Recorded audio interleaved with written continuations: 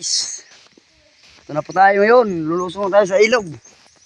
O tawagin nito sa aming sapa. Po guys, napakalina po guys.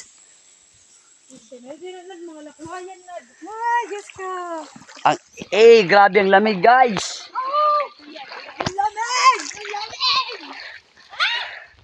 Napakalamig guys. Para siyang yellow or ice kung tawagin sa ating. Si Mang Bit, oh. Lalabigan na.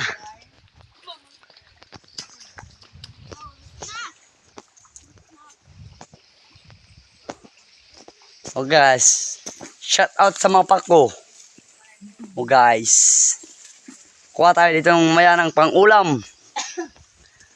Pag nandito ka sa probinsya, walang problema yung ulam. Bigas lang ang problema natin. Saan dadaan dito? This way, may product. Yes po. Ay guys, malapit na po tayo sa tinatawag namin ditong pangpang. Na napakataas na sobrang napakataas na sapa ba.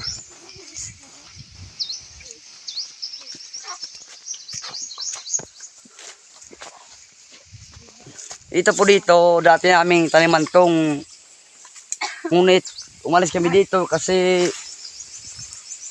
mahirap. Palagi na po ng tubig.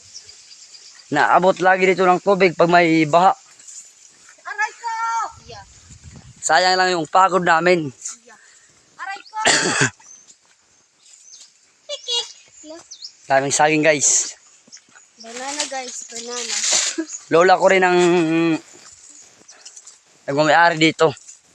Kumain ka ng ubas, bakit? Baka bumalik siya bukas. Yo! Aray ko! Bakit tubol?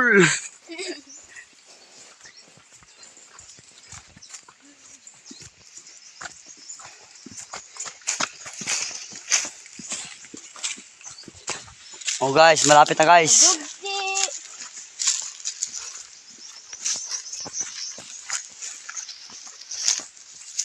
Yan, ano yung pangalan yan? Dito ang taga-probinsya ka. Ano ito? Patong. Hindi. At dito.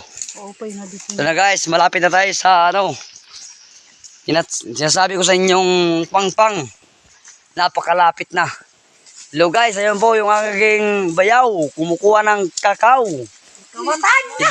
Hindi makaabot kasi pandak. Masawa ko na lang daw.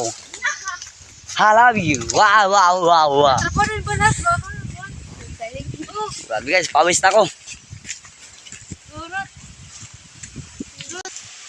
So guys, ito po, malapit na tayo guys. O guys, nakikita ba yun? Yun yung sinasabi ko sa inyo. Ingat lang mambit. Ito guys, tingnan nyo to. Yan ang sinasabi ko dito. Ito lang sabi niya.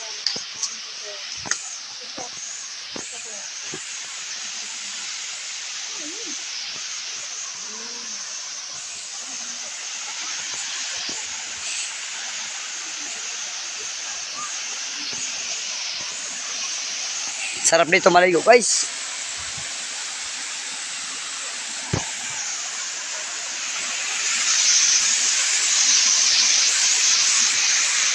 Tignan nyo guys, napakalina po.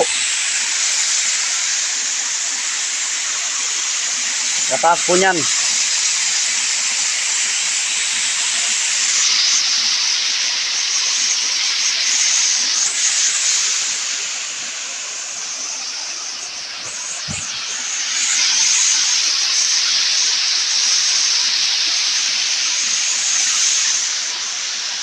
Abot yan doon.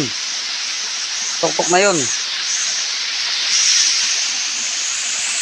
Grabe guys, napakalinaw.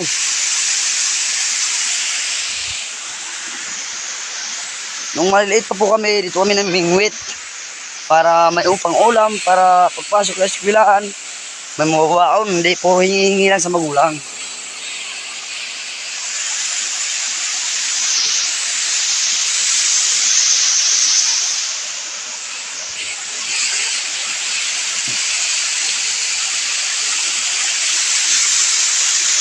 Guys. Kita niyo po yung view.